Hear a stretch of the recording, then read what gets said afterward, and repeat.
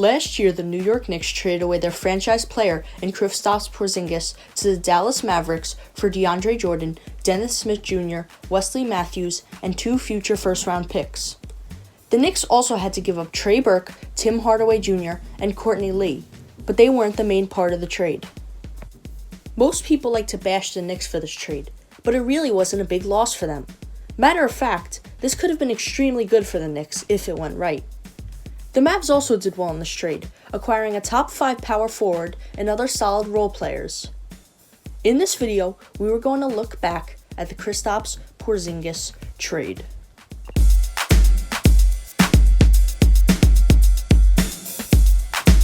Considering I'm a Knicks fan, you may think I'm biased, but my claims in this video are based off facts and research. Anyway, let's talk about how the Knicks were affected by this trade. This may seem like a dumb claim to most people, but the Knicks made a smart move making this trade. Don't get me wrong, everything went wrong after this, but at the time, this trade was a good move. Let me explain.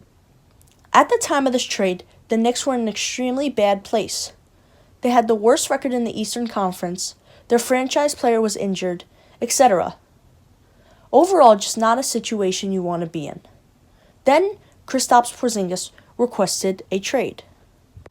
I think many people forget that Kristaps Porzingis demanded a leave when they say the Knicks made a bad trade. In addition, he was becoming a free agent, so he was going to leave anyway. It was smart of the Knicks to try and get something for him. Anyways, back to the story. Eventually, the Knicks and the Mavs agreed to a trade that sent an ACL injured plus expiring contract Porzingis to Dallas for a young Dennis Smith Jr., a solid DeAndre Jordan, and picks. I know there were other parts of this trade, but these are the main pieces. Now that we've looked over the trade, we can see how the Knicks improved from it. Firstly, the Knicks got rid of Tim Hardaway's and Courtney Lee's contracts, which opened up a ton of cap space. Obviously, the Knicks weren't able to do anything with this cap, considering they didn't sign anyone during the offseason, but it was still a good move. Another thing was acquiring Dennis Smith Jr. Again, this didn't really lead to anything since he completely fell off this season, but he was a solid young player at the time. Finally, the Knicks got 2 first-round picks.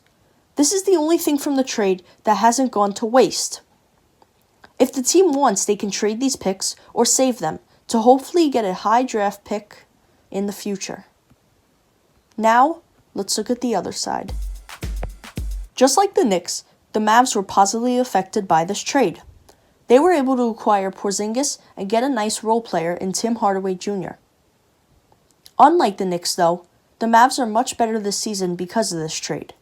For starters, Porzingis is averaging 19.2 points, 9.5 rebounds, and 2.1 blocks. The only problem is that his field goal percentages have not been great this season. Tim Hardaway Jr. has also been great this season, averaging 15.8 points on over 40% from 3. Obviously, the Mavs don't regret this trade since they're the 7th seed in the stacked Western Conference, and they have possibly the best young duo in the league. Not to mention, Porzingis is easily the second best player on the team. Tim Hardaway Jr. has also been great this season, averaging 15.8 points on over 40% from 3. Obviously, the Mavs don't regret this trade since they're the 7th seed in the stacked Western Conference and they have possibly the best young duo in the league. Not to mention, Porzingis is easily the second best player on the team. So there you have it, a revisit of the Porzingis trade from both sides. I hope you guys liked the video. Be sure to like and subscribe so you don't miss my next video. And remember, Nick for life!